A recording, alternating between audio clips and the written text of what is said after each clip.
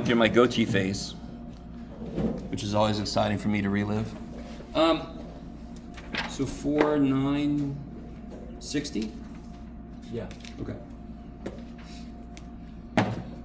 This is perfect. Okay.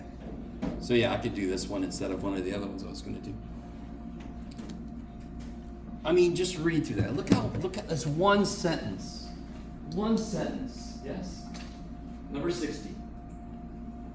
Find an equation of the line through the point 3,5 that cuts off the least area in the first quadrant. Yes? What the shit? So can you guys, has anyone tried this problem yet? Does this problem sound familiar to anybody?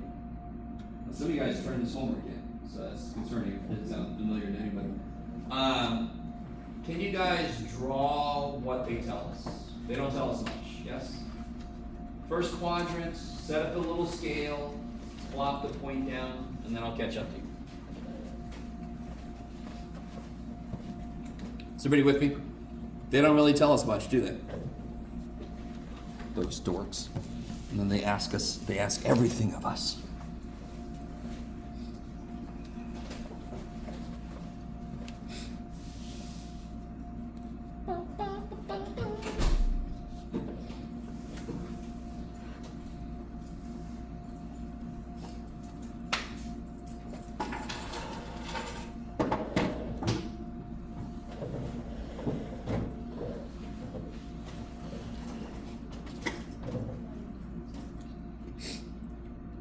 Dadgummit, Jeff.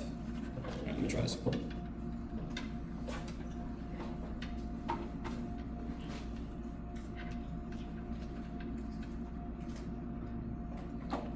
Alright, let me help out a little bit. This might get a little bit freaky.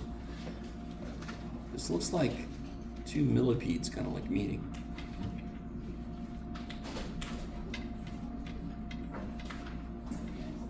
So 3,5 is right here.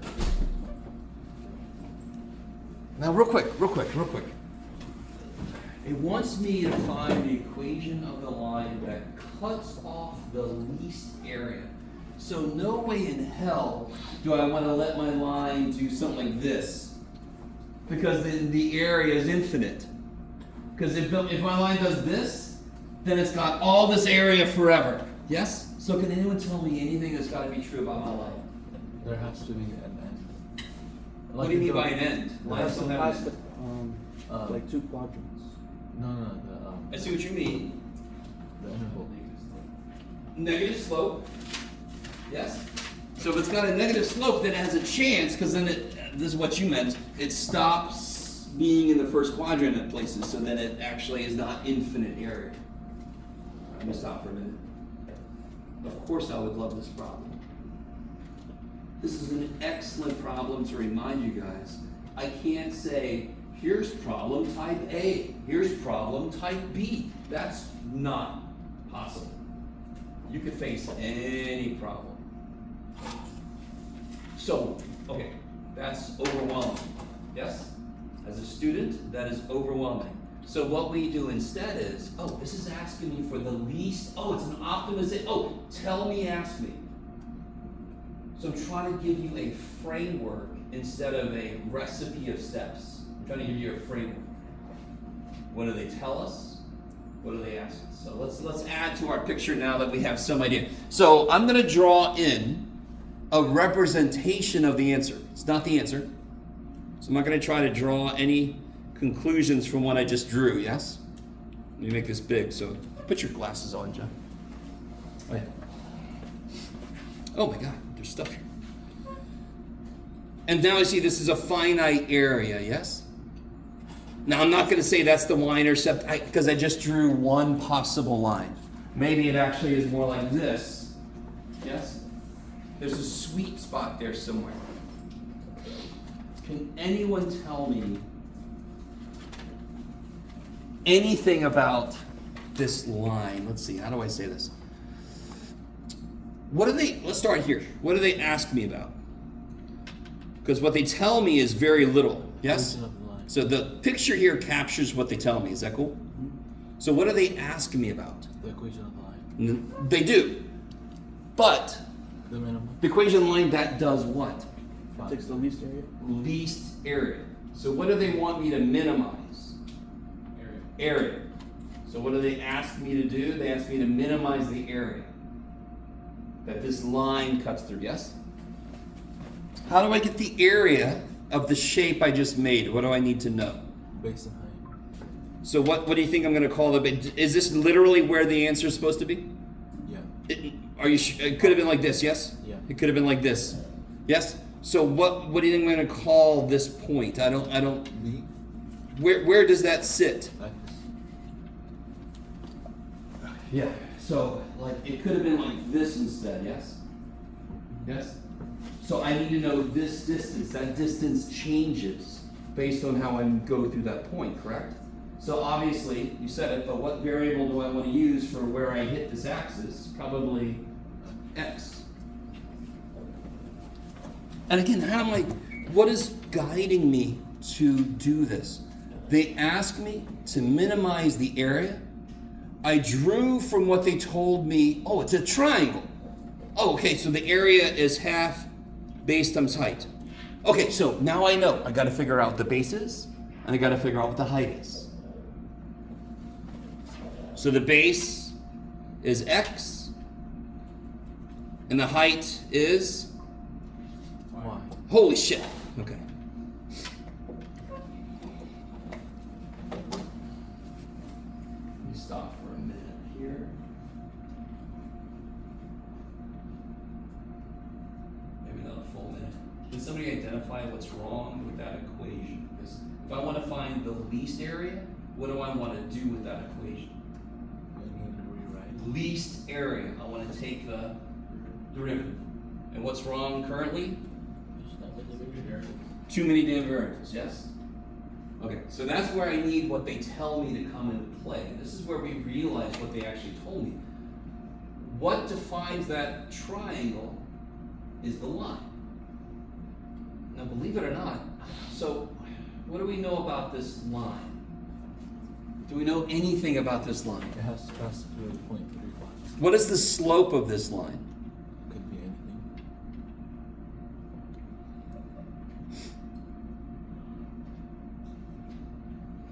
What is this point right there? 0y. And what is this point right there? Okay, so now I've got 3 points, and the most important point is 3, 5 in a way. Because that's the anchor, that's the thing that tells me where my line has to be. Yes? Let me see if I can really get you guys there. What's really nice about the 0y? Yeah. So let me see how I can get you guys. I might want to make a slight change. Can we call this, just to make this easier to think about? Because I'm about to write the equation of a line. You with me? And what's the equation of the line look like? Y. Y equals. So let me call this something different than y. Because my equation is going to have a y in it. I don't want to confuse myself. H. Yes, I love it. You're like in my brain. Get out of there. So this point is 0h. Is that cool? Which makes the area 1/2 xh.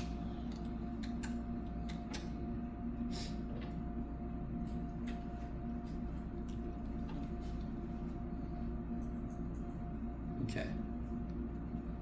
So what is the slope?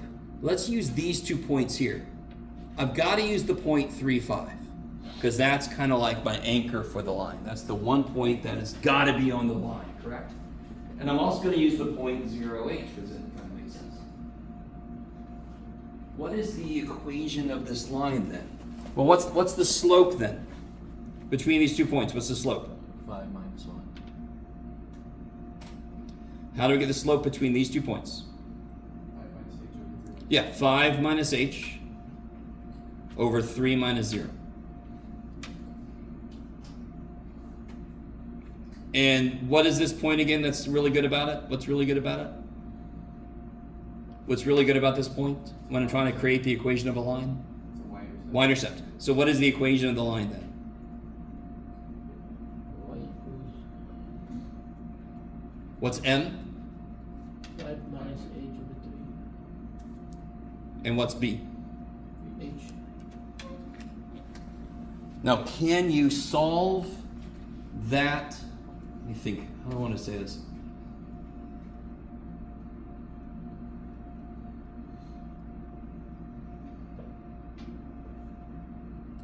Could we solve it?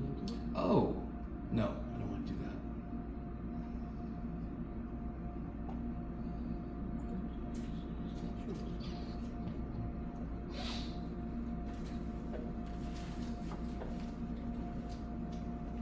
I gotta think about this for a second because we're running into an issue. If I oversimplify this. Give me just a second, guys. There's too many damn variables in that.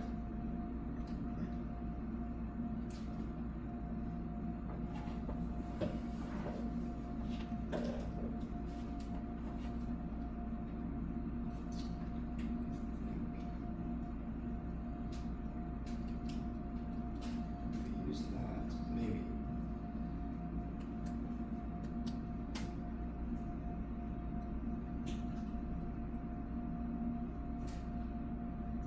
Yeah, but it could be, let's see.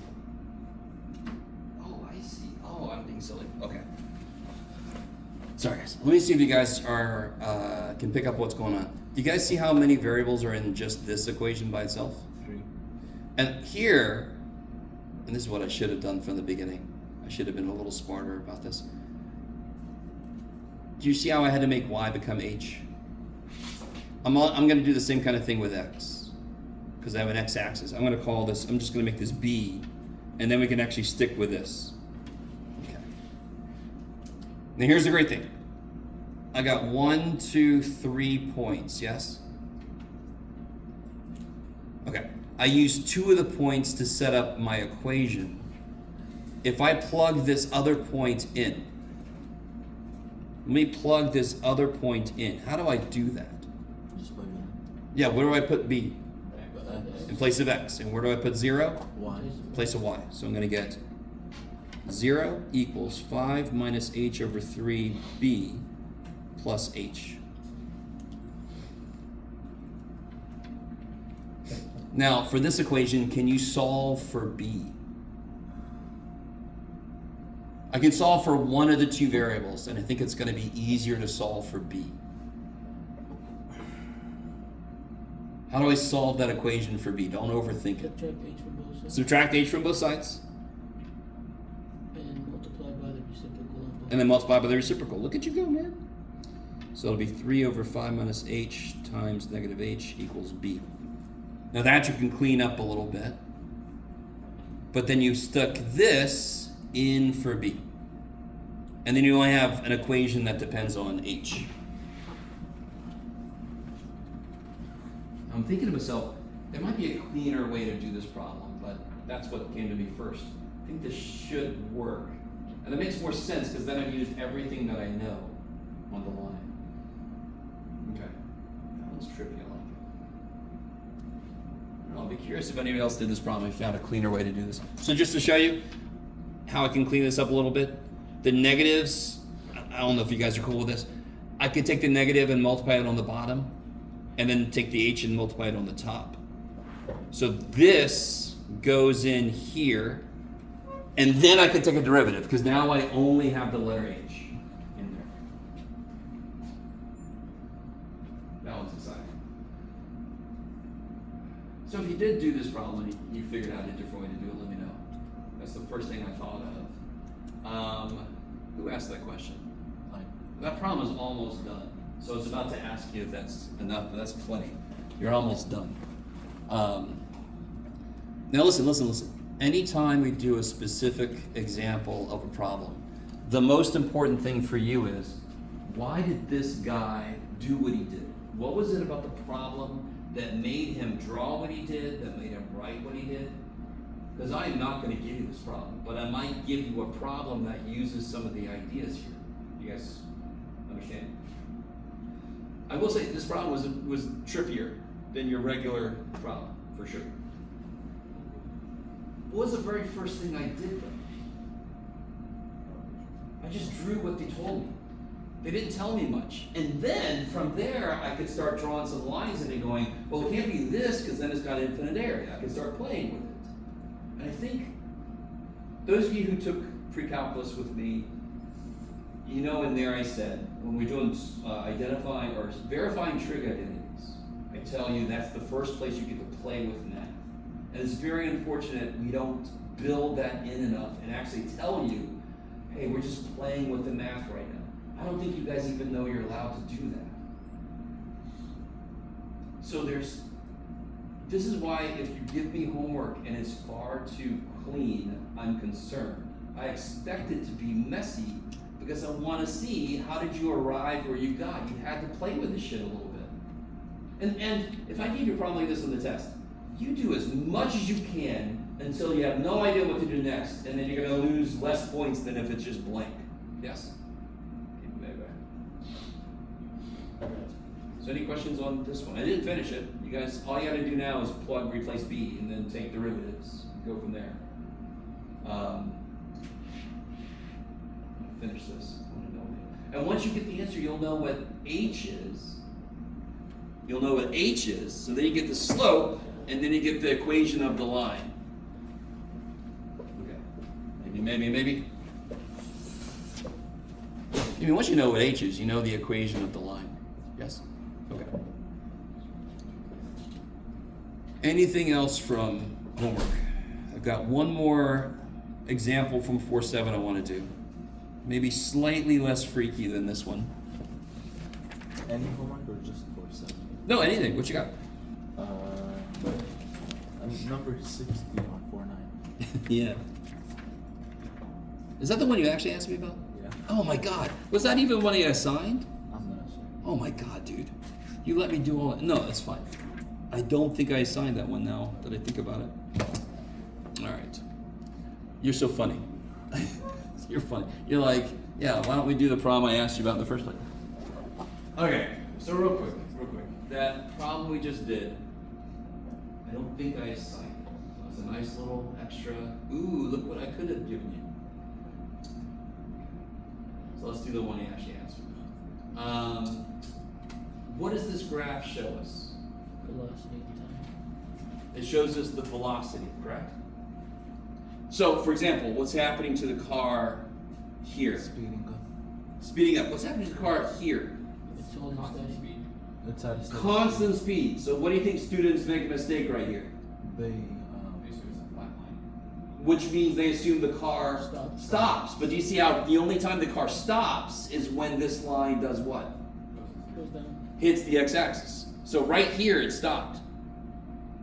You with me? yeah. This is flat, I agree, but that means the acceleration is 0. That doesn't mean your velocity is 0. Yes? Okay, I like it. Is everybody with me? So what they want us to do, this is the reverse of sketching the derivative given a function. This is sketching the antiderivative. So what do you think's happening to my position if I start at 0, 0? This means I'm accelerating, yes? So what is my position doing? It's changing Changing, is it changing at a constant rate? No. No. What's happening here? It's Not changing. So what should my graph of position look like from here to here? It should Some be the same. line of constant slope. It's not going to be like this because, again, is my car moving here? Yes. Yeah. Yes, at whatever the speed is, correct? But it's a constant speed. So my position should look like what? What graph? Line. A line. So remember, this is a graph. What's the velocity related to the position? How do they relate to each other? The velocity is the derivative of position, meaning since this is a graph of the velocity, it's the graph of the slope of the function they want from you. So what does this here say? It says the slope is constant. Yes? It's a constant non-zero number, which means it's going to be a line. And then what happens here? What's the car doing? It's slowing down. But it's still going forward. So here you're going to pick up position quickly, and then you're going to do a line, and then you're still going forward, but you're getting further away less. So can anyone do? if I'm going forward but I'm slowing down, what should my position function do? Plateau. Not quite yet. I'm still going forward, so I'm getting further away. Concavity. What kind of concavity? It goes from positive to negative. Well, it should be concave Up, down. down. Well, yeah. Oh yeah. So if I'm going at a constant velocity, isn't it going to be like this? I'm gaining constant, the same amount of position gain over time, yes? If I start to slow down, it just curves down. When will my position function look like this? What's the only time a position function will be like this? What does this mean if my position function is like this? My velocity should be, 0, 0. and where's the only place my velocity? Well, what's one of the places my velocity is 0? At the Here. x-axis. So, if you would rather think of this as, this is f prime, you draw f. You could think of it like that. In which case, they're telling you the slope of the line they want you to draw. So what's the slope of your line doing all along here? Getting, Lower, faster, slower. no, what's the slope? Your slope is 0 here, then it's positive, more positive, so your slope is getting bigger. So your position function should shoot way up.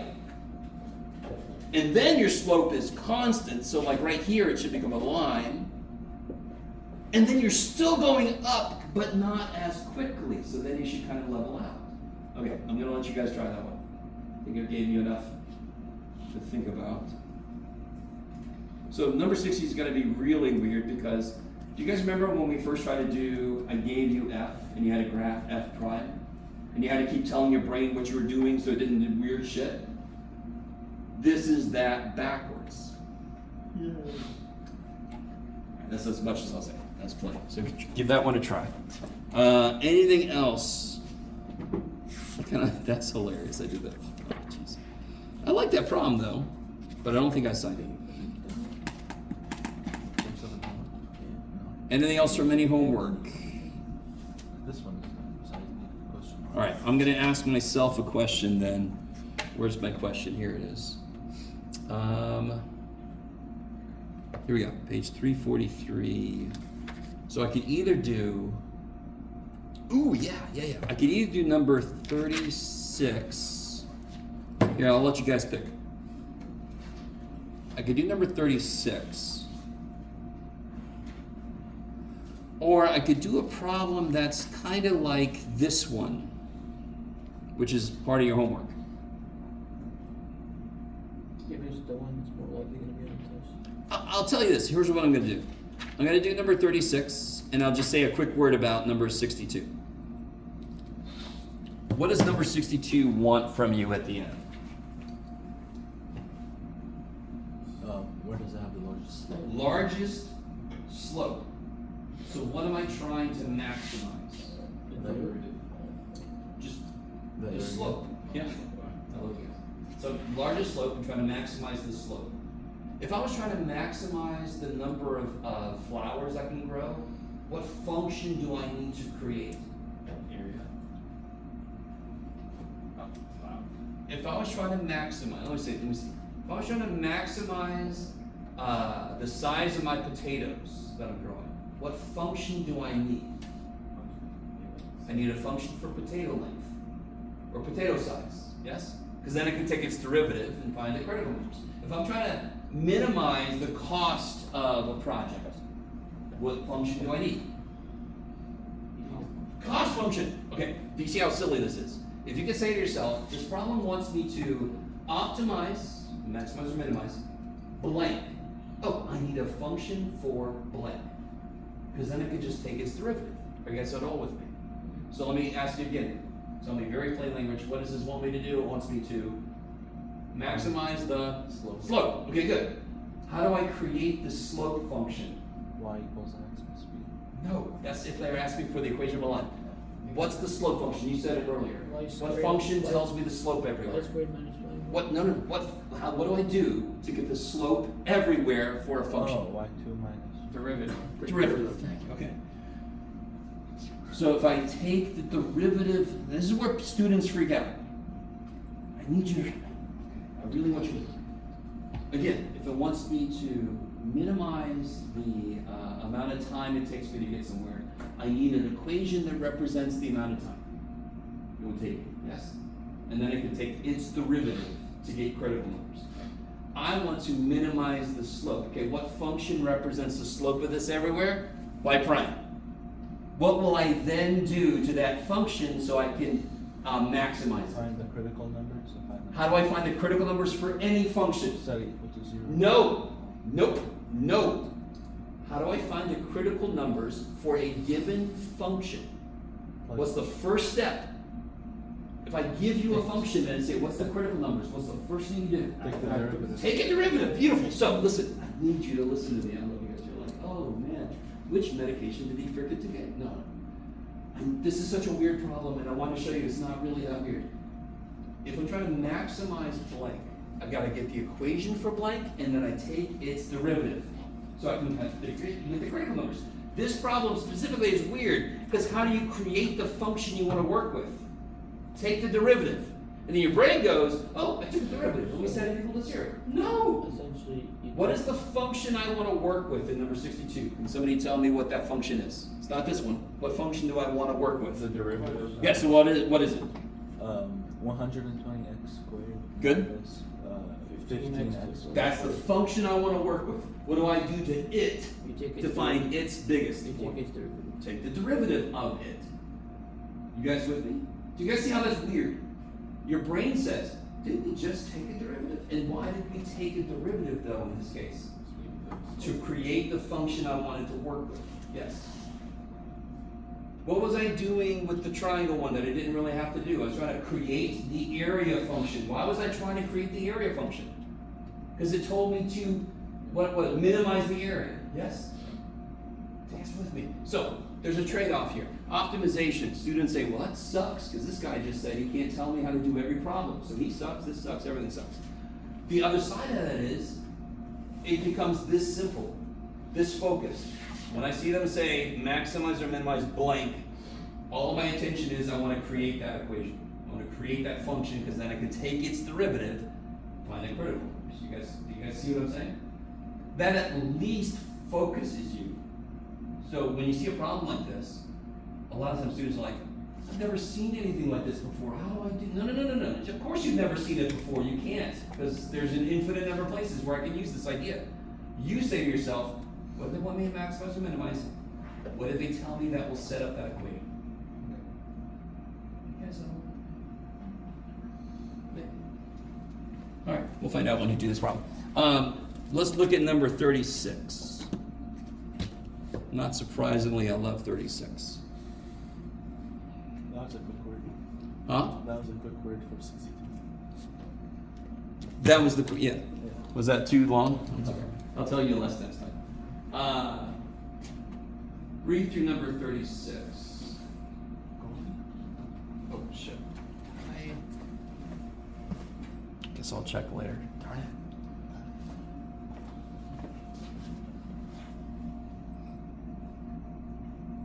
Yeah, I'll check later. Okay. Can you guys try to... Did we do this problem? This feels familiar. Oh, we did, damn it. I just realized we did this problem already. Alright, so I already did an example like this. Okay. Because there's a few problems in here that ask you something similar. Okay. Does anyone else have a specific optimization problem they want to look at? Oh. Can you give us like a good example? Or like an optimizer problem? Hey, it's a good example. Like a Your good job problem. better, Jeff. Exactly. That's exactly what I just heard. Could you try to do your job better? Have you ever thought about, hey Jeff, have you ever considered actually doing a good job? That was awesome. I'll think about it. I don't know, man. It's up to you guys. I don't know. I asked you guys to try some of these out, so you came with some questions. Let me see. Some of these, the funny thing about some of these is they get really horrific quickly. So there's kind of a 11 maybe. Oh gosh. Okay. Oh, I just say that because the classic problem, the one that I thought students would be sick of, is this guy wants to fence this place in and move. You know. I think what kills you guys is when there's a bunch of steps. The funny thing about when I give you a quiz or something that's got a bunch of steps or whatever, very often those are just the steps you have to do. So even if I didn't put them all down there, you still have to do them. So I'm trying to help. So this one's got a bunch of steps, and they're all the shit you would just have to do the problem. Oh yeah, this one's a little more interesting because you see it divides it. So it's kind of like, I was thinking about doing this problem. I like this problem. You see past me at some point did something here. Let's do this problem. I like this one better. Okay, so very quickly. So he wants to create this. And I guess the river, whatever they're going to put in this pen, does not like water at all. So they're not going to swim away. You guys with me? So he can save some money on fencing and get a bigger area, so you don't have to fence this side off. Okay. They already did most of the work, which sucks. They did most of the setting up work. And then here's past Jeff making a variable for this side. So what they tell me, what is it that they tell me? Yes, 1,200 feet. 1,200 feet. Now, can somebody tell me real quick? I basically just said it, but what is this for? What did past me right this year? I need, well, what do I need? Do I have a variable for this side? Yeah. Yes. Is that a variable or not? Yes. Do I have a variable last side? Not yet. And then I said, somebody, I guess, I asked people, what do you want to call that? And they said A. I don't think I'm cool with it. So, what is the equation for what they tell me? Half. No. You're going to what they're asking me. What do they tell me? That has to equal 1,200 feet. What has to equal 1,200 feet? The The perimeter. And the perimeter for this would be x plus a plus 3x, which is 4x plus a, and that has to equal 1,200. 1,200 feet. Yes. Now, real quick, I sometimes forget to do this. What I just did was a perfect model for you. Is there more information in this problem than what I just talked about? Yeah. Yes. But the minute I said, what do they tell me, 1,200, I can focus. What parts of this problem relate to perimeter? I can ignore everything else. Yes? That's what I'm trying to get you guys to do with the tell me, ask me thing. Is so a lot of word problems, it's funny though that the ones with less words are often the hardest ones, but the ones that are most imposing have a lot of words. So if you scan a few times, tell me, scan just for the information, ask me, scan just for the information, you're not trying to hold it all in your head at once. So how do I write the equation for what they tell me? You already told me, I think, but 4x plus 6. yeah, 4x plus a equals 1,200. 1,200. So that's what they tell me. What do they ask me? Let me draw it again. Hi.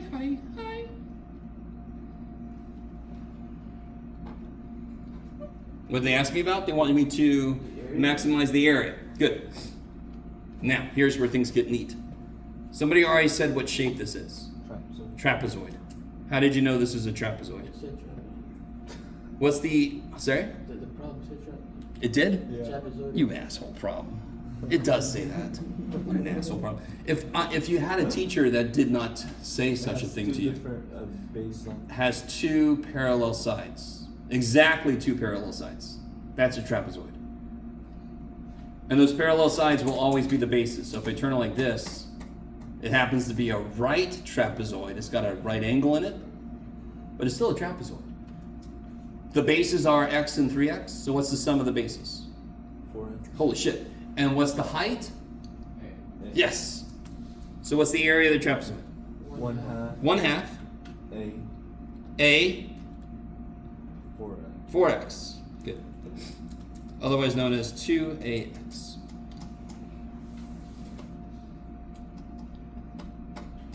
Let me stop for a moment.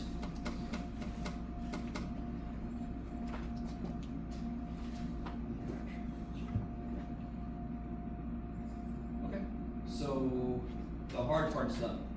The hard part is done. The minute you get tell me, ask me, set up, the hard part's done. What do I do now? Plus Solve for this one. Yeah, solve what for ARS?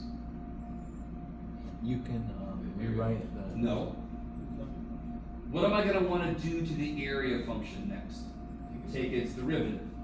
So I want to leave the area function the way it is. So I want to always solve my tell me. I want my tell me to help me with what they ask me. So what variable do you guys want to solve for? Obviously, do you guys see what's easiest?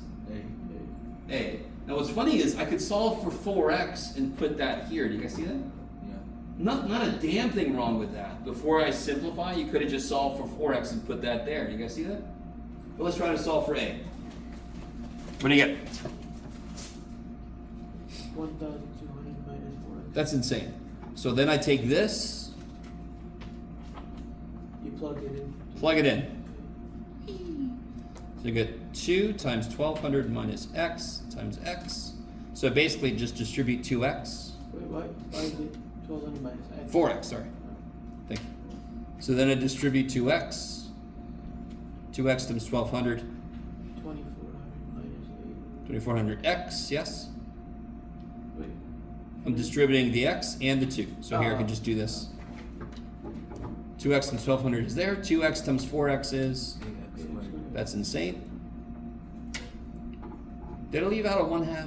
No, I didn't because I simplified up here. Okay. And then what would I do with that? What happened to the a? You tell me what happened to the a. Oh, we still figured. Okay.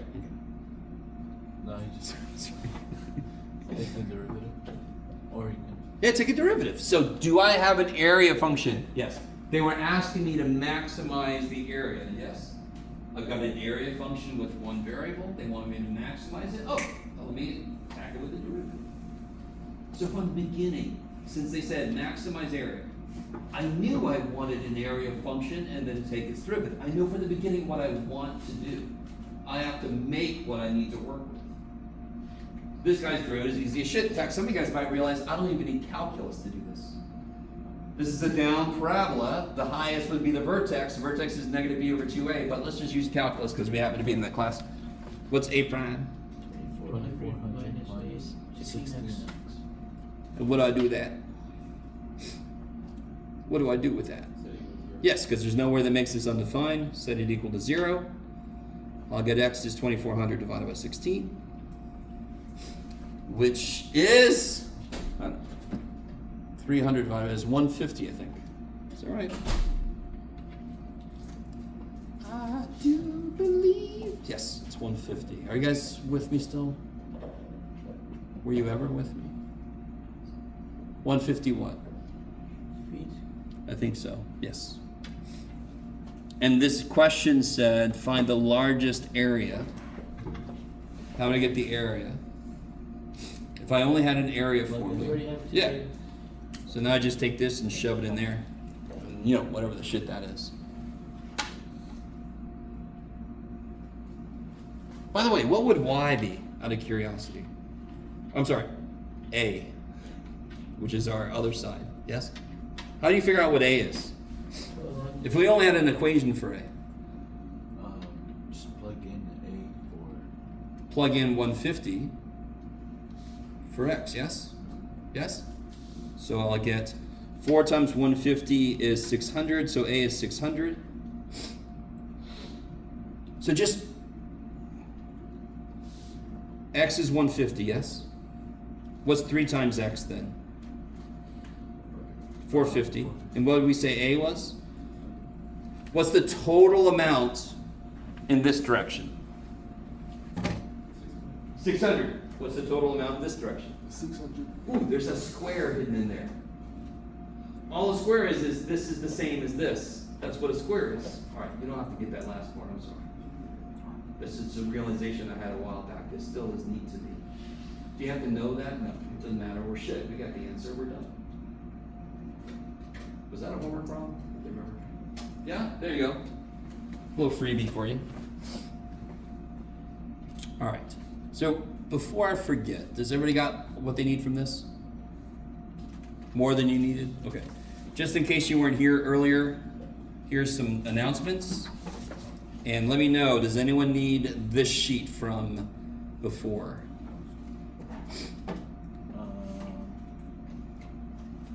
Yes? Okay, a few yes.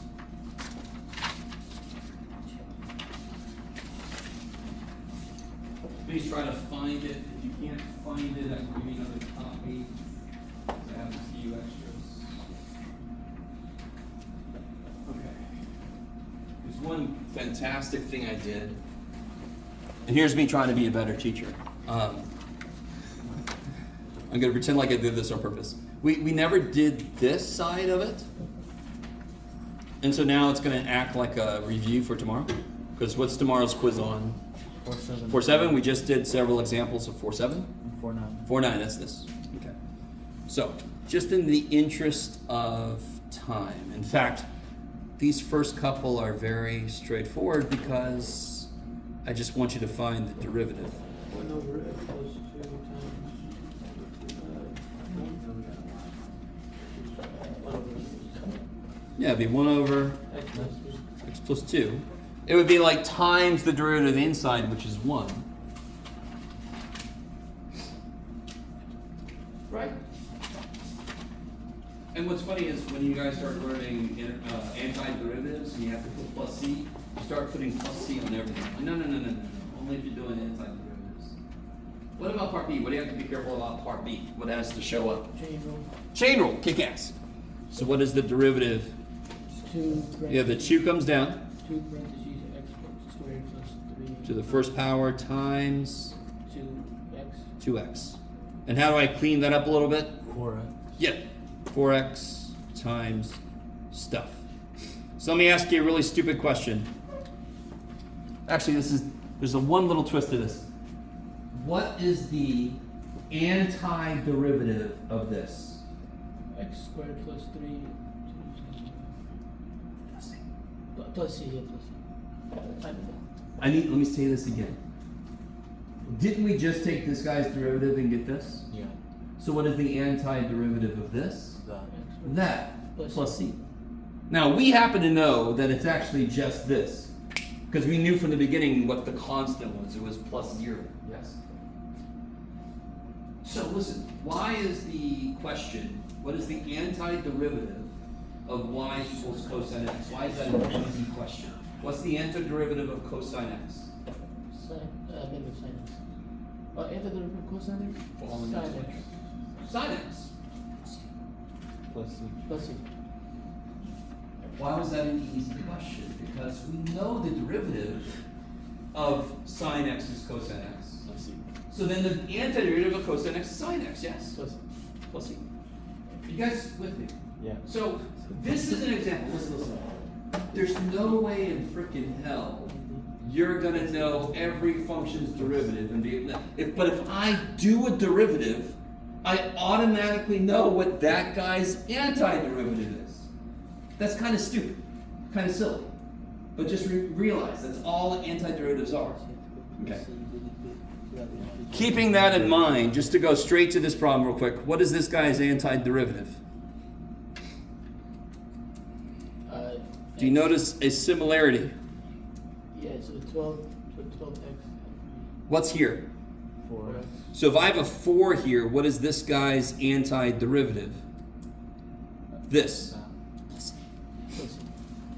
You guys with me? If there would have been a 2 here, what would have been here? 8. What is there? 12. So what must have been here then? 3. 3. There's no way in hell, I need to make this distinction. If I just gave this problem to you, you cannot do it. Why could we do this problem on the sheet? Because I just did something whose derivative was basically this.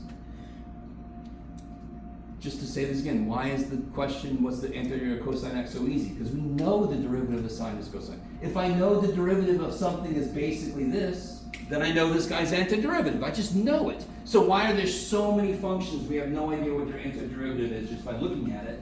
Because I don't know what function to take the derivative of to get them.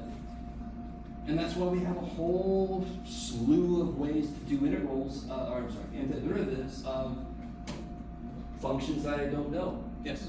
How, so, the 12x, how would you work backwards from it? Like, step by No. step?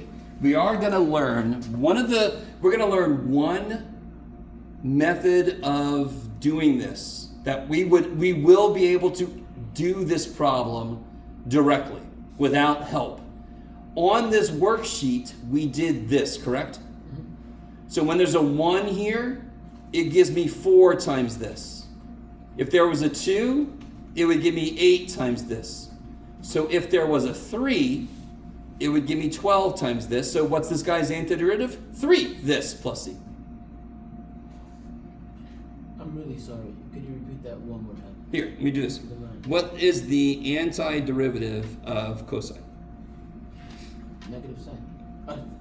Yeah. Sign. Sine. Let's see. So what is the antiderivative of 4 cosine? 4 sine.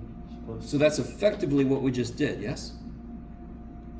It's the same thing as just the 12x. Since the derivative of this is that, the antiderivative of this would be that. Right. The antiderivative of 8 this would be twice that. The antiderivative of 12 this would be 3 times that. Now, real quick, just to point this out. If you don't 100% get that problem, you're fine. I'm just trying to show you the idea of antiderivative is literally undoing a derivative. So if we just did a problem, we got an answer, I can kind of undo it easy. I just go back to where I started. If I'm off by a constant, I just put what constant would make it work. Is that a process we use a lot? No. Sometimes, but not a lot. So my point with this problem is, what is an antiderivative? It's always going back to what would have been there that I took a derivative of. Why is it hard sometimes? Because derivatives make freaky answers sometimes that I can't just reason my way back to where they came from. I wouldn't be lucky to have just done one that tells me the answer, like we did here. Okay, so let's do this. What about this guy? The antiderivative? Yeah, what's this guy's antiderivative? X to the 5th and then... Yes. So if you want to do it step by step, if you're not really comfortable with this yet, put the 5 down. The new power is 5, and then I divide by the new power. Now I think most of you guys are cool with the fact that that just kind of goes back up, yes? So I put the coefficient that kind of makes this work the best. What about this guy? Oh, sorry. ln parentheses x minus 3. Almost. Log of absolute value x minus 3. Yes. Almost. Plus Plus c. C. Yeah. Okay. Why did those absolute values? I've talked about this twice this semester. Why must there be absolute values here? Because natural log cannot be negative. What's the domain of this? Everything except 3. If I don't put absolute values, the domain here would be everything above 3. To make them match, I do an absolute value. Now the only thing that this can't handle is 3. Their domains match. That is one of the freakier little details you have to remember. Will it ever mess you up? Yeah. You got to remember that answer in general has to be an absolute value. Why did this become natural log? Because... Be very specific. Why was the answer to that natural log? Because the derivative of natural log is 1 over x. With x. Sure. I'm missing something here. Plus c. Is the antiderivative of 1 over x squared plus minus 3, is that natural log? Let's see that again. 1 over x squared minus 3. Is that the natural log of x squared minus 3? No way in hell. Oh, because... No way in hell. So, let me focus on this. I love you guys. So stay with me, stay with me. If the question would have been this instead, this would have been really a little mean for me to put down here.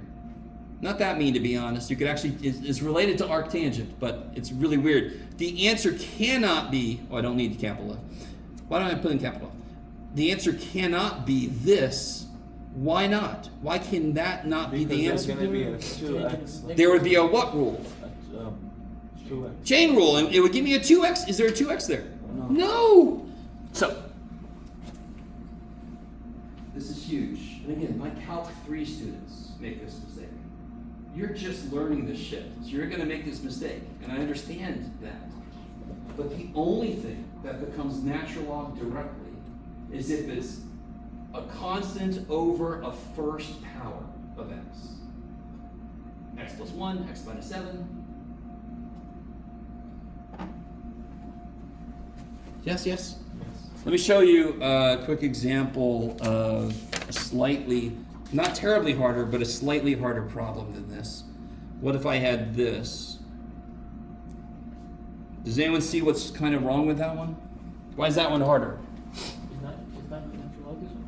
It is, but there's something you have to be careful about. Coefficient of 2 for x. x on the bottom is 2, yes? So why can't this be the answer? And Jeff, you keep doing that. It's a prime. Okay. Okay, Jeff. Why can't this be the answer? Because you need a. What would this guy's derivative have? X 2. squared.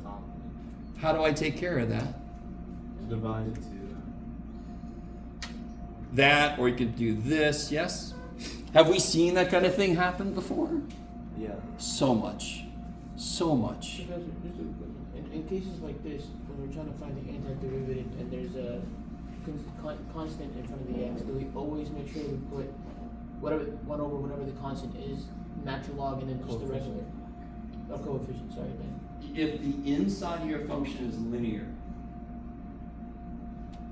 if the coefficient of x is a number you have to divide by, because the chain rule would make it come out. So regardless, natural log absolute value always has to have an x by itself. It cannot be a coefficient. If there is, you have to. If there's a coefficient, you just have to modify. The answer is still a natural log. You just have to kill the number that would come out. Oh, okay. Do you guys get that? Yeah. As long as the inside of your function is linear. So for example, we've done this one too. What's the antiderivative of e to the 5x? E to the 5x. No. Oh. 1. Why is that not the answer? Because what's this guy's derivative? E to the 5x times? Times 5. Is there a 5 here? No, so you divide by 5. There. So do you guys see how it's the same dumb thing? It's the exact same dumb thing we just did. The exact same dumb thing we just did. So for natural logs and e's, you would just divide. No. Every damn function. Every function. I just happen to do those two. Oh. Wait, so for every antiderivative you divide? You ready? by No. the coefficient? When you have a coefficient, yes. So watch this. You ready? Ready? I'm ready. Is everybody ready? Yeah, let me do one where I can actually make a capital letter finally, because apparently I want to. What's this gonna be? There's 2 things you have to be careful about here. Cosine x. Oh, sorry. I'm sorry. There. That's what I meant to put down. Cosine 2x. Negative cosine 2x. Why can't that be the answer? Because there's going to be a. Why can't that be the answer? What would this guy's derivative be? Sine 2x times 2. So what I have to do? Divide by. Kill the 2. Okay. So when it's e to the 2x, so I divide by 2. If it's natural log of 2, I divide by 2. If it's cosine of 2, I divide by 2. It's kind of silly. Now listen, we are going to develop a method. Because, real quick, right now, we cannot do this.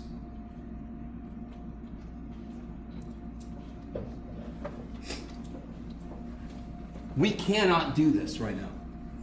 Is the inside linear? No. Holy shit. So chain rule would be more complicated, yes? It's not just a number that I've got to take care of.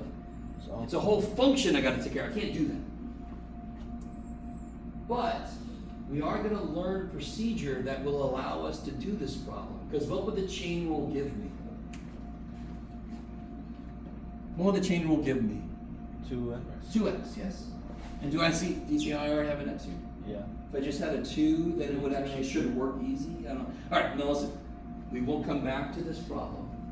The point I'm trying to make, if the inside of the function is just a linear function of x, the integral should be easy. Maybe I've got to divide by something to kill it, right? To kill the number? Okay. I love you guys. All right. Sorry, I still have more of this to do. Oh, this one, well, okay. If you can't do this one, I'm gonna cry. What was careful now? Yeah, a little bit careful. But what's the answer here? Yes, negative cosine x plus c. Now, let's see if we can put this in practice. Don't and nobody say a word. Do that.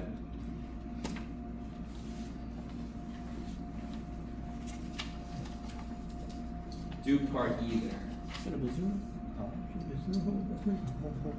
What's up? No, because you're doing this. You're doing this. You know, look at you. Cat, what are you doing? Oh man, I already drank most of this. That's what. Too bad, John. Sure. Now listen. I want you to realize something. You could always write a first level guess. Where does secant squared of 7 come from? Tangent. Okay, so there's when the inside is linear, you can always write a first level guess, and you're going to be partially right.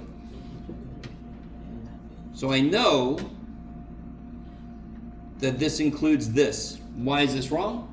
Because you need to divide by 3. There's going to be a 3 left. There would be a 3, so I just Divide by 3. kill the 3. I like to think of this, and this is just me being really weird, and I don't care because that's generally what I am. I like to think of I'm setting up a trap. When the 3 comes out for the chain rule, it dies. I've set a trap for it. Yes? I don't know.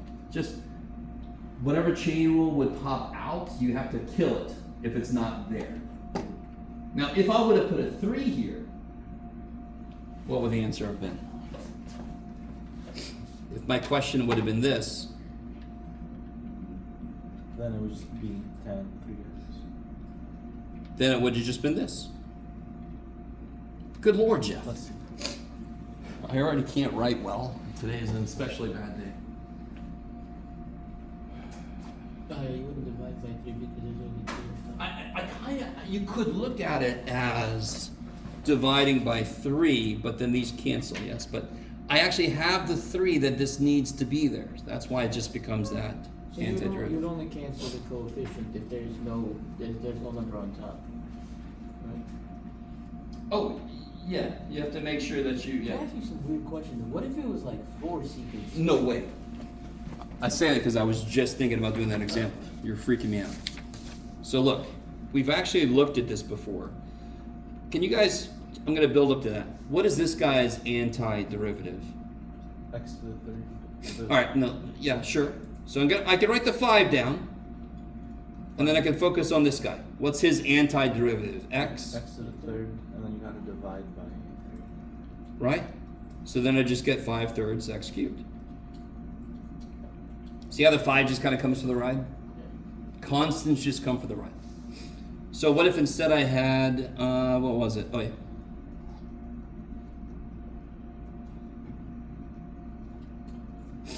What would this guy's antiderivative be? 10. No, Jeff. 7 Yeah, 7? Tangent? Tangent of 3x divided by 3. Yeah. That's all. I still have to divide by 3 because the dumb 3's coming out. It just doesn't cancel with the 7 or reduce. It would just be 7 over 3. So that 3 is there to kill the 3 that will come out for the 3x. The 7 is there because the 7 is there. Okay. Okay, can you show me the first one? The difference between the first one? I don't know. Oh, this guy? They're exactly the same thing. Do you see how this goes here? Wait, it'll come back. Come back. This antiderivative is there. 7 comes for the right. This antiderivative is there. 5 comes for the right. Okay, this is good. This is really good. So the more you know your derivatives, the easier this stuff is. And just to let you in on a little secret, I'm trying to get you guys to understand this now, so that when we get to the harder integral problems, you can recognize that these are not harder. These are straightforward. I'm not going to make a big deal out of these. This is my hope. Okay. Okay. What have I done? Oh my gosh. Oh, there it is. Okay. Trying to keep myself straight. I got a little outline of what I want to talk about. Bum, bum, bum.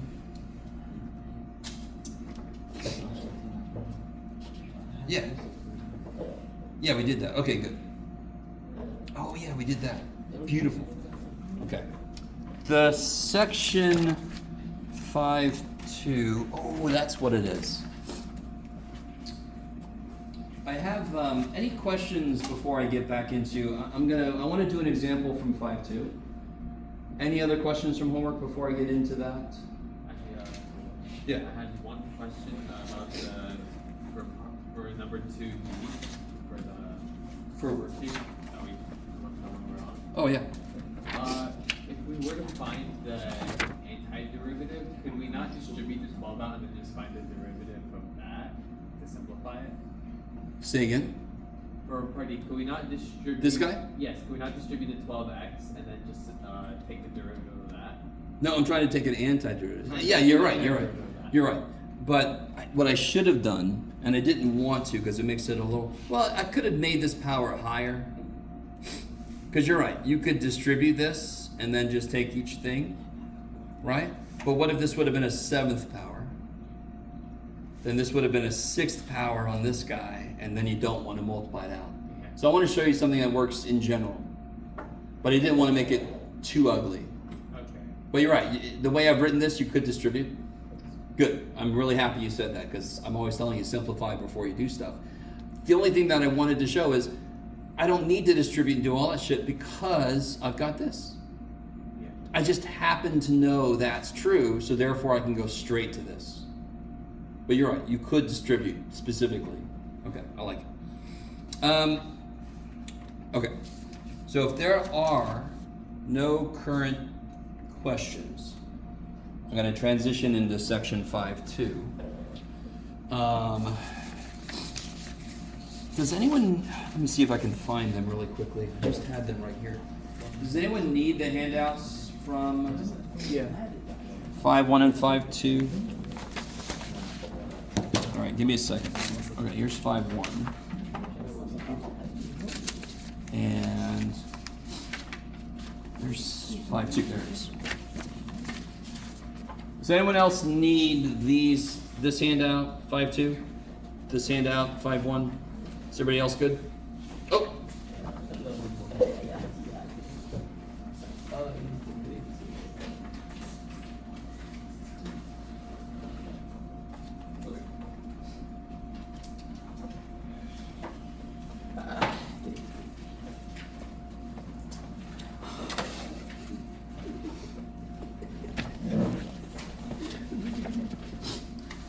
So, if you missed this, you definitely want to catch up with the video. And on the last video, did I already say this to you guys? On the last video, I included in the description of the last video from yesterday a link to the YouTube video from the fall, because I forgot to turn my camera back on for a little bit of yesterday's lecture. So the nice thing is I got a back catalog of Math 180 videos from forever ago. Yes. What I want to do is I want to let you guys work on an example of this.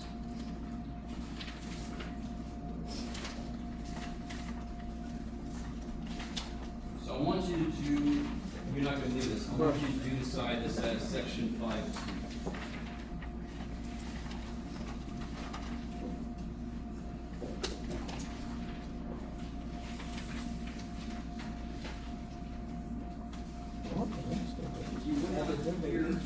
Or you missed that chart, it's easier.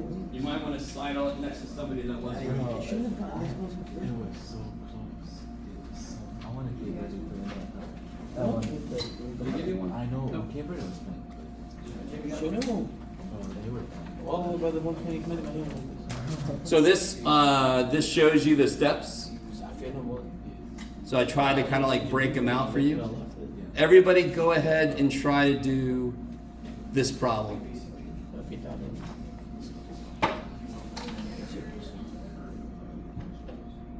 To make sure we got it right up to that point. By itself, isn't it just square? Why would you distribute that? Well, what do you mean? No, look. Oh, look, it's doing it right. Hello. It's become an I. There we go. Yes? Yeah. Now here's where the mistake is easy to make. This will be 4 times xi. That's easy enough. Minus this squared, which is this times itself, which you must FOIL. Yes? So it might need some more room somewhere. Because you can't distribute a power across addition because powers are not based on addition. They don't play well together. You have to run it twice, FOIL it out. Yes? Be really careful. The last thing is that minus has got to distribute to everything that's after it. You guys with me? I think most of you guys got that going now.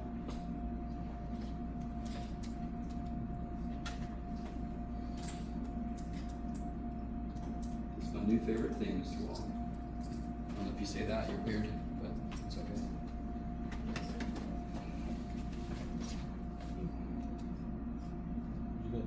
Here, now we're stepping in. So you just in.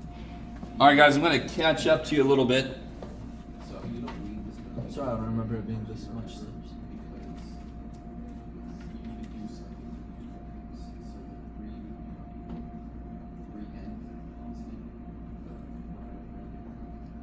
How'd you get 4 i's and over n? Sorry? It should be 2. 2i over n plus 2i over n is 4i over n. Oh. So 4 minus 1 is 3. 8i over n minus 4i over n is 4i over n. Negative 4i squared over n squared. So that's what you should get from f of xi. Yeah. Okay. And then if you plug this in,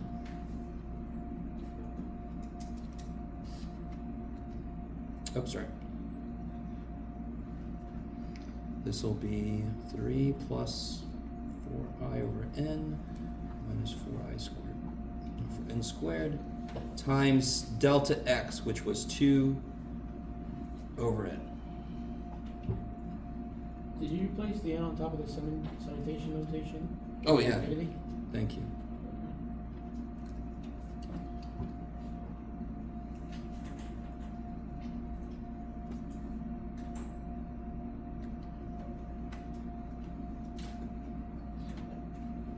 So now if I distribute the 2 over n, When did you have 2 over n? Professor, where'd you bring the 2 over n from? what's delta x? Ah, Two yes, over yes, n. yes, yes, yes, yes. I knew I know, you were just testing me. that. Seeing how confident you really is. Touche, professor. All right. So I think I saw a decent number of you guys in this direction. Somebody forgot the 2 over n. I don't blame you because there's a lot of work that goes into just making the f of xi.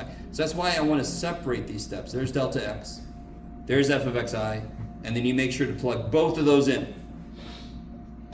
Now on the quiz, I am not going to give you these steps. I am going to give this to you.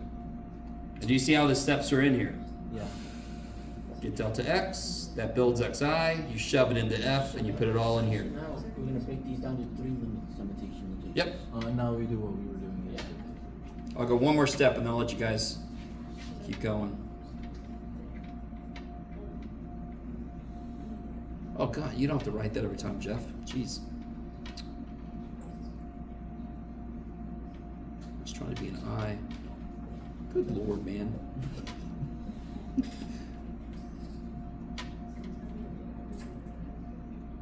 There we go. So I broke the summation into 3 parts. Okay. Now once you do that. Oh, you know what this is? What? This is the formula over it, so it'll be 6 over n times 6 over n squared over n. So it should be. Oh, how do I have, I made one mistake up here, sorry. This is this. N times n squared is in 6 over cube. n times n, we'll just cancel out the n's. 6. Ah. And this would be 8i. And this would be 8i over n. So it would be 6 plus 8i over n minus 8i squared over n. N squared. N squared. No? No, it's the same notation. 8i over n times n should just be 8i by itself. And then 8i squared over n squared would be 8i. Oh, I added a squared. Wait, where did I get the squared from? No? Because Yeah. because this is Oh, right, that was cubed. That was cubed. yeah. So it should be 8i over. And this would be ni over n. So Yeah. Okay. So now once we do that, This we know, this we know, and this we know. Once you factor out everything that isn't I, the leftover is one of those summation formulas that we were given. Yeah. Can you give us some formulas? No, don't get me wrong, I am gonna give you the sum I, sum I squared, sum I it's cubed. the same thing. Those I'm gonna give you. Is it? I think I told you guys, I don't have We just take out the middle one anything memorized that's not perfectly. right. It's still the I'm same. never gonna make you memorize stuff I don't have memorized. I'm just not gonna give you the steps, right? Because checks notes, I'm evil. What's the sum of 1 n times? 1n. Yeah, n times 6 over n. Let me just do this. Yeah. What's the sum of I from 1 to n?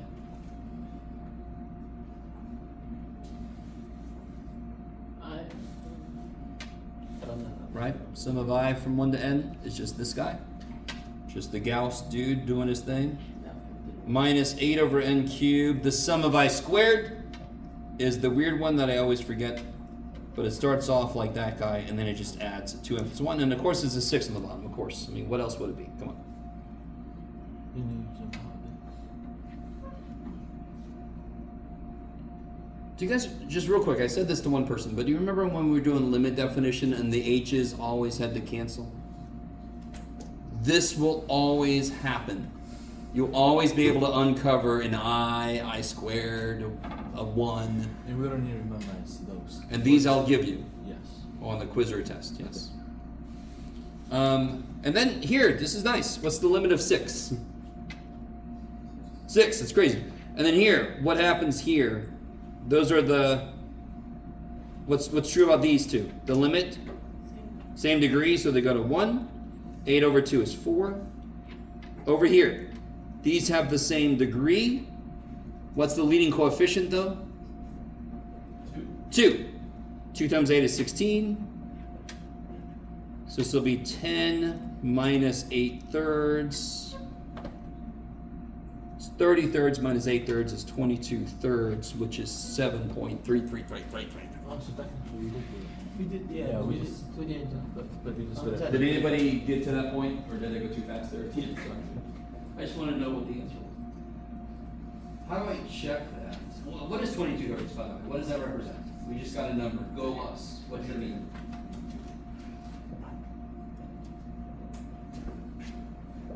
Yeah, it's almost done. What's the purpose of everything we just did, basically? To get Yeah, we found the area under the curve.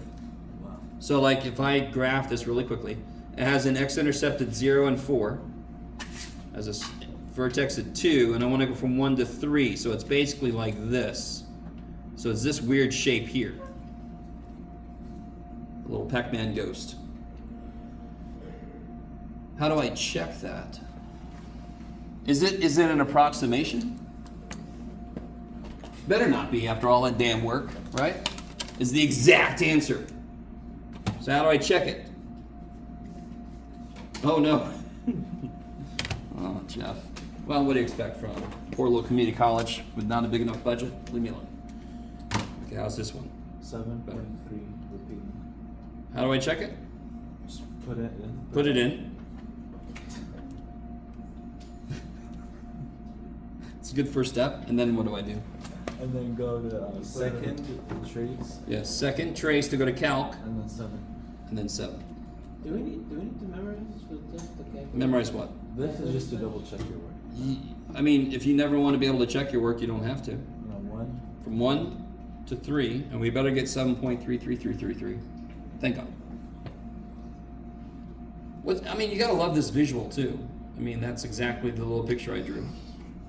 And it's even blue, like, you know, after Pac-Man ate a little power thing. Okay. A little scared ghost. No, I appreciate that. Professor, can you go all the way down to the last thing? Okay, so I don't.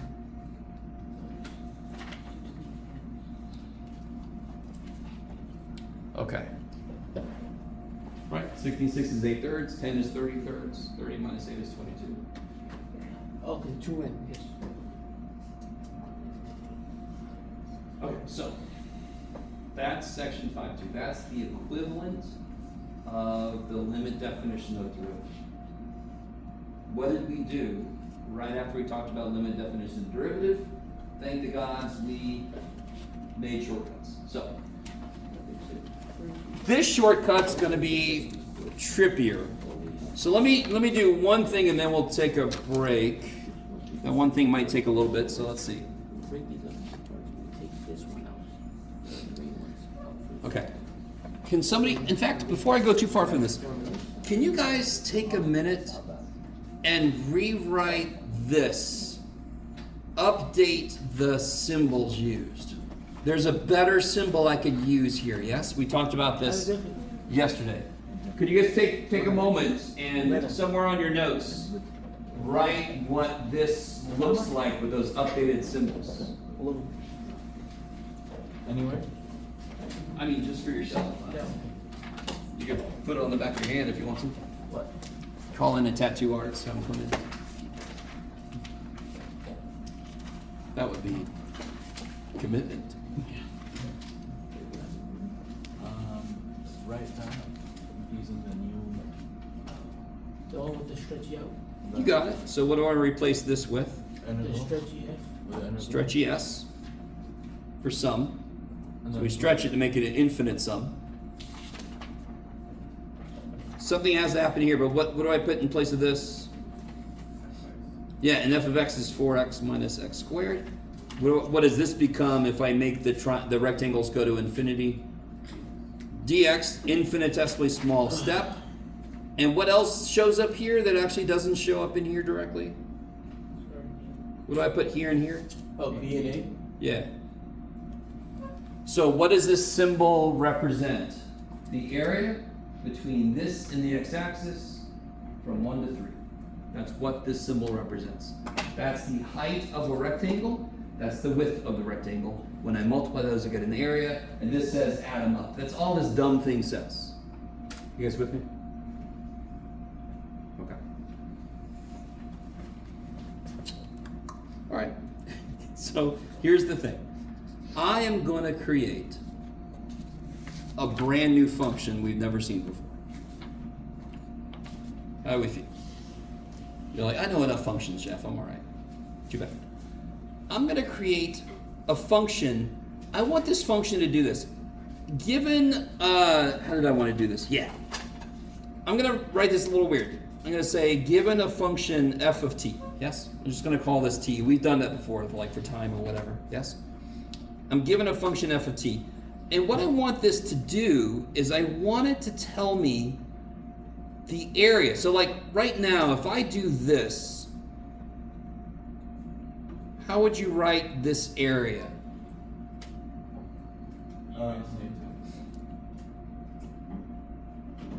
You can do it. What did we just do? What did we just do? What did this symbol mean? I mean, sorry, what did this whole thing mean? The area. Okay, so how do I write the area? I want to sum up from A to B. You can do it. Yeah. F of t times d t.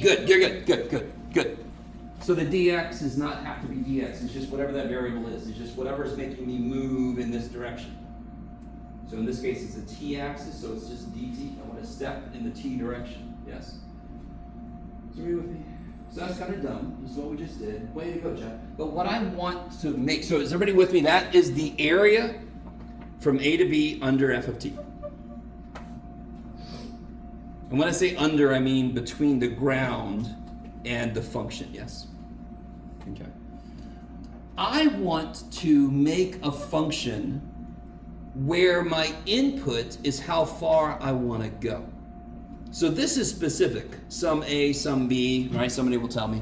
I want to have the end be a variable. So I'm going to say, how do I find the area from A to some place that somebody else is going to tell me? Rectangle. No. Just, Substitute. this is really silly. Yeah, well, how would I write this? From 0 to x. No. From x to b. No. I love you guys. This area B to A. from A A to x. to X. Keep going. And then F of t dt. or Yes. FT. Do you all agree with me that this is a function of X? Sure. If I said, so if I had a function, I was going from 1 to 3, A would be 1, and the 3 would be the value I picked. Couldn't I have picked 4 instead? Yeah. Couldn't I have picked 2 instead? So this, somebody tells me, this is a specific starting place. So it could be 1, it could be whatever.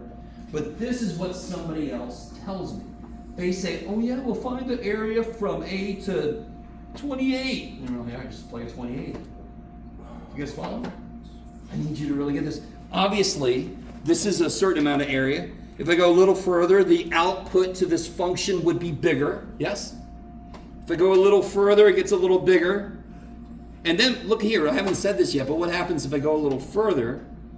What do you think happens now? Negative area. Negative area. Beautiful. Now think about what I just said. I'm kind of combining a couple things here, but we're going to be okay. Think about the phrase I just said. Negative area. Is anyone concerned? I would be too, right? That's a good, you're like, yeah, Jeff, how the shit do you have negative area? Remind me, what was the very first thing I looked at was a velocity function and a time, right? And it said, what's the area represent? The total distance we've gone. So couldn't it be like the rate of money that we're making over a certain amount of time? The area would be the total money we've made, correct? Is it possible my company could lose money? What would happen on the graph then? If I'm losing money, the rate of money I'm making should be negative. So negative area has a physical interpretation. Negative area would mean the money's flowing away from you. Some of my colleagues and some mathematicians have trouble. They try to say, no, the area is not negative. And I'm like, let go of that shit. It's negative area because physically it has an interpretation. We're cool with negative numbers. So of course we should be cool with negative areas. If we realize the area is a physical amount. If it's negative, I'm losing that instead of gaining it. Is everybody with me? So I haven't talked directly about this, but if my function dips below the x-axis, that actually represents a negative amount. I'm going to lose. Do you guys notice, for every input, my output is the area to that point. So does every input have an output? Yeah. Yes. So unless That's a function. Huh? unless Unless it's what? there's a hole. Yeah, it's not. Oh, this is assuming my function is nice. If my function is freaky as shit, a lot of things break down. Okay, but assuming my function is nice. You guys are all with me? Okay. What's really funny, just because you said that, is this function continuous? No. No, right? But if I want the area from this point to this point, wouldn't that just be this area? So this process of finding areas under functions don't need the function to be continuous. That's a little trivial. Now, obviously, if this discontinuity is like an infinite discontinuity, there could be a problem. Are you guys all with me? Wouldn't that make the area? Just because you said this. Do you see how if I had a asymptote and I'm like, what's the area from 4 to 6? Do you guys see how there might be a problem there? Yeah. Here's what's really funny. That answer could be a finite number. All right, real quick. Is there, I need everybody, just real quick. This, if I do it this way, it might be easier to tell. So this area, what's really funny is here. What am I doing? Like the way to find this would be to break it up into infinite rectangles and add them together. Yes? You with me? Is everybody with me? Does everybody agree that this sequence of numbers has an infinite number of numbers in it? Yeah. Do you guys see how I'm making the sequence? 0.1 plus 0.01 plus 0.001. Those could represent areas of the infinite rectangles because how many of these are there? Infinite number. When you add this up, do you get infinity? No. In fact, what do you get? 0.111111, which is 1/9. I just added up an infinite number of numbers and got 1/9. Because every number got out of the way of the one before it. They all filled in the next decimal place. This is a very calculus 2 idea, by the way. Well, But we are going to talk, well, no, next semester you talk about integrals, or I need to define that word because otherwise I'm going to go crazy. Real quick, I don't want to. So as long as this function is going down fast enough, then this area might not be infinity. It could actually come out to be a finite number. That's a little beyond what we have to worry about. But you asked a great question, so I had to answer. By the way, I can't believe I keep saying this word. I haven't really made this official. When it's written like this, it's called an integral. Let me just say that, because I keep changing what I'm saying. The integral is that setup, and it's what it wants to do is find the area from something to something. It's actually just a fancy way of writing the summative notation, right? Yes, it's a better way to write the infinite rectangles thing. Yes. All right, so let me rewrite what we got. So I've defined a function. This is a function. This function is trippy as shit.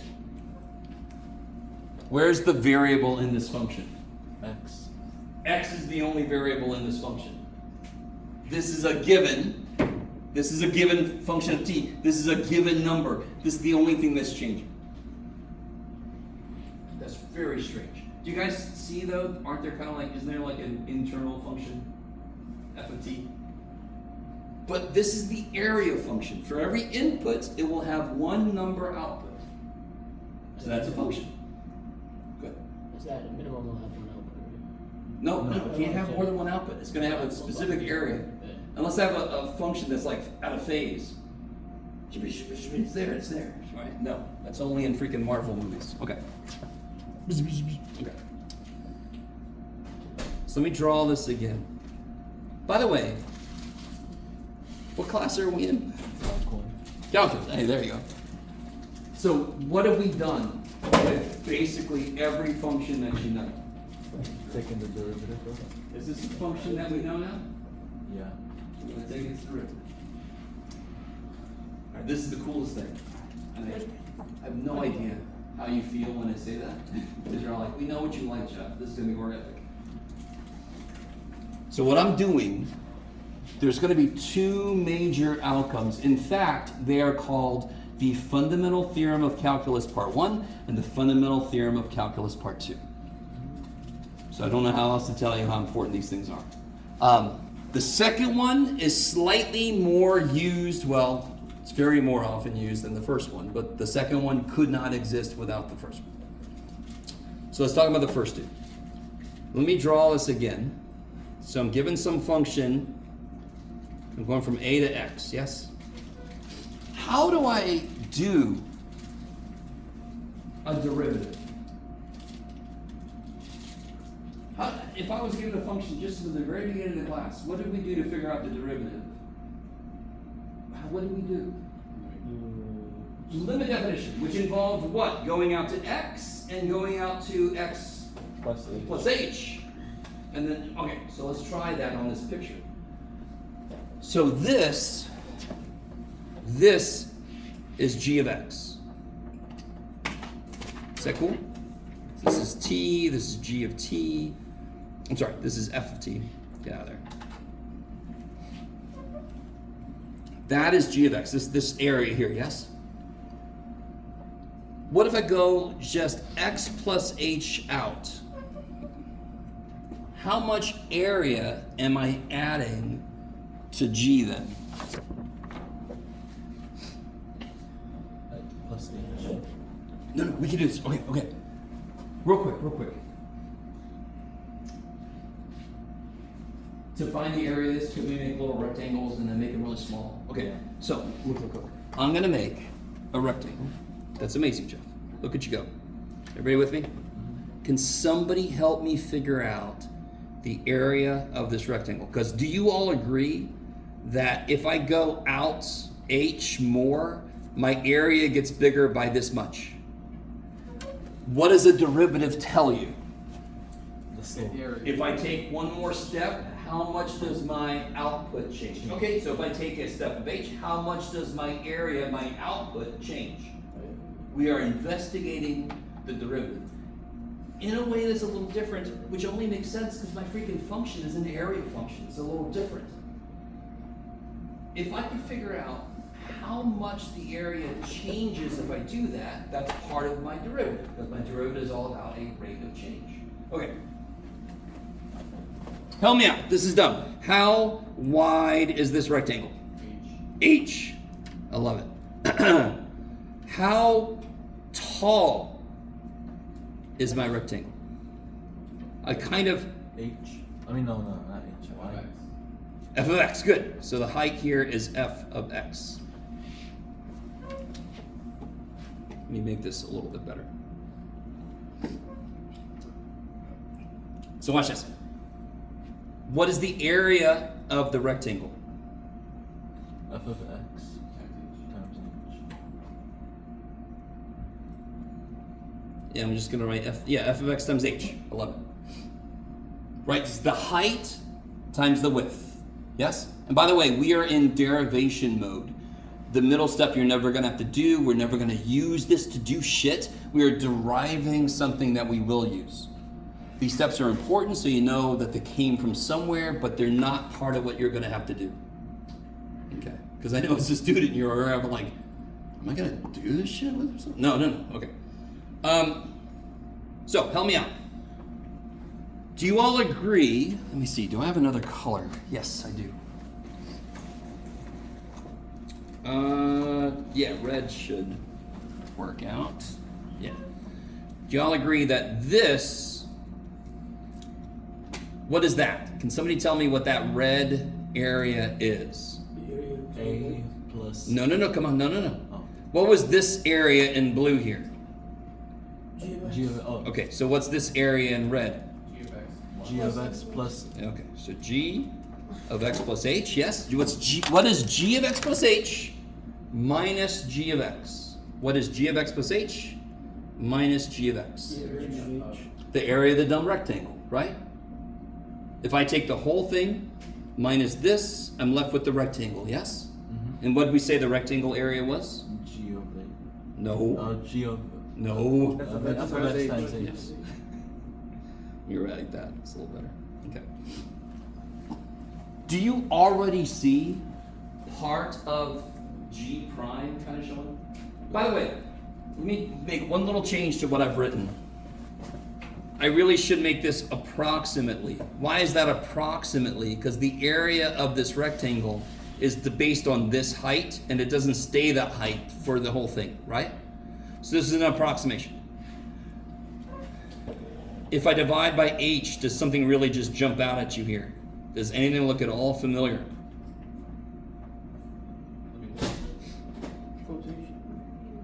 Huh? And do you see, how would I make this better? If I make h smaller, wouldn't this rectangle get better? Because then it's not, like if my function did this rectangle's way off, isn't it? It's way off from where it should be, yes? It left out all that, I'm sorry, I love you guys. You're all like, he'll figure it out. this picture. If my function did this, isn't my rectangle like missing all this area? If I made h smaller, is it missing less area? And if I make h smaller, isn't it missing less area? So if I let h go to 0, then that becomes f of x. Then the approximation is no longer needed. Now this is one of the trippiest ideas. And it really isn't that hard. Every step we did, we made a rectangle. We could see what the area was. We took a difference between two areas. That's all we did. This is all that is. But then you go, oh, if I divide by h, look at that. If I take a limit, this isn't approximately, it's perfect then. I really want you guys to understand. The minute this goes somewhere, I'm going to always be off by that much. Yes? If I let h go to 0, I'm not going to be off by shit. There's no extra because I'm not letting it go anywhere. So this approximately becomes an equals. Now, what is this? The definition of. Tell me the symbols that I want to write down. You could do it. You could do it. What's the limit definition for g prime of x? The limit is h goes to 0 of g of x plus a. This. So this is g prime of x. What we have just figured out, I actually think I talked about this earlier this semester. Let me say this in a few different ways. What we just figured out is the derivative of the area function equals the original function. That's weird as shit. Do you remember? Let me leave this here. So if I'm given this function, its derivative, in fact, let's take a look. Here's the function. Let me write this down. If I'm given this function, Jeff, this is why you can't see anything. Oh, there it is. Let me get a better pen. If I have one that works. Yeah, I'll use you for now. I'll use you. If I'm given this function, its derivative is this. Now, that's a very trippy function, so I should expect its derivative to be a little trippy. That is nowhere near as trippy as it could be.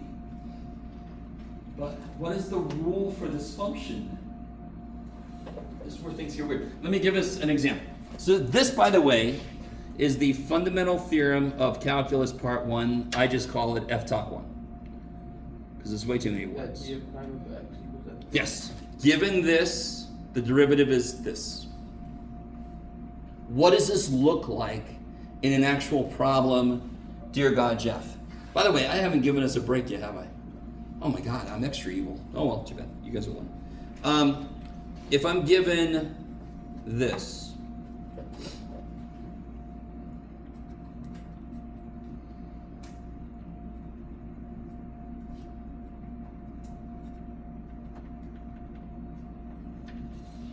all right, how do you guys feel about that function?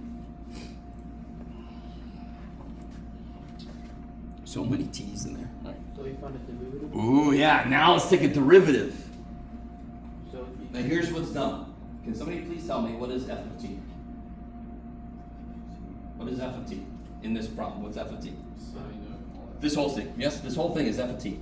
What is the definition of the derivative of g, an area function? Take that function and put x into it. Yes? So everybody, I get so many people that start doing shit to sign and like, God damn, this guy, this is product rule. No, it ain't. No, it isn't. How does a derivative of an area function work? You find the function of t and replace t with x. I mean, come on. Yes, so what's this? What's g prime? F of x. So tell me, what's g prime? It's not. x. What's g prime? No, come on. What's f of t? X. No. What's f of t? What is f of t? Oh, that's one. This. Right. So what's g prime of x? Sine. All of that. We can do it. Yes, we can do it. Come on, you can do it. Start talking. Sine? Of natural log of t. No, of x minus Minus x squared. tangent arctan of x. Okay, done. Okay, thank you. We don't need to know that, right? Of course you do. That's the fundamental theorem of calculus part 1. Again, I don't know how I could make it more like, holy shit, you must know So this. essentially, the fundamental. We're in calculus, and I just spoke about something called the fundamental theorem of calculus. So No, it's, who cares? Yes. the fundamental theorem of calculus applied in action would just literally be you replace the t's with the x's, and that's. If I'm given a g. an integral function, which is another way to say this now, I finally identified that word. If I'm given an integral function, this is the rule for its derivative.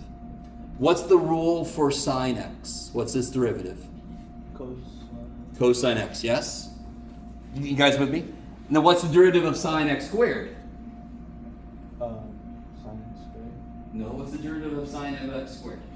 Oh, cosine. Cosine of x squared times 2.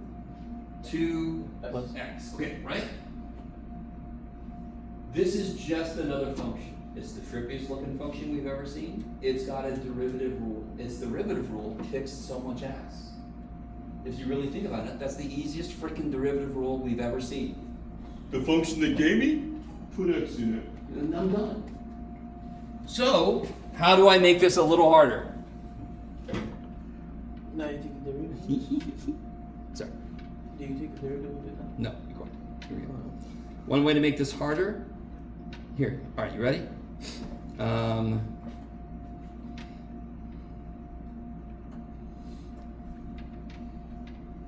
What do you got, Jeff? Volare. Here we go. Sure. All right. So the prime g prime will be 1 over x minus 7 plus x. No. Nope. What's the rule say? The rule says take that, put it in. Okay. That's the rule, yes? Good. Okay. 1 over x squared plus 3 minus Yes. 7 plus 1 x squared plus 3 to the cube. And then d of the derivative of x squared. Yes, good. I love it. What's the inside of this function? X.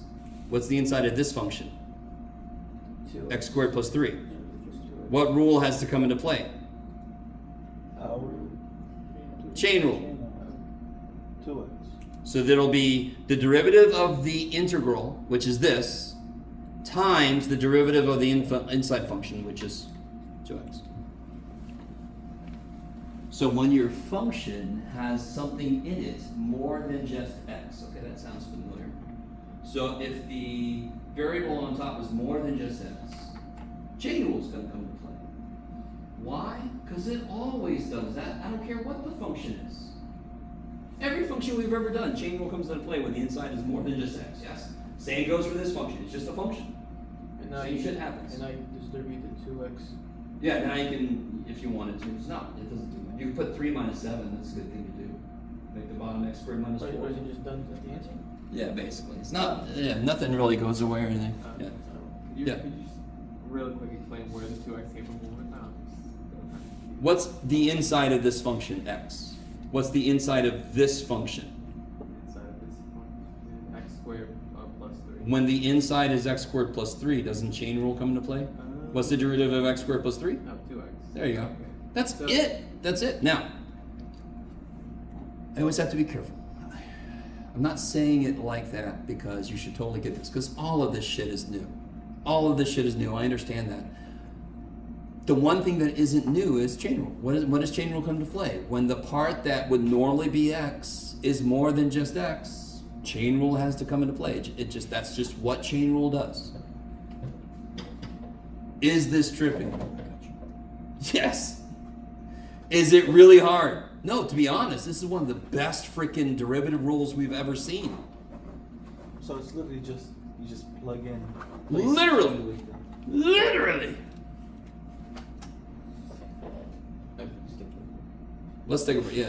It's exactly the next thing I was going to say. So come back at 12:15.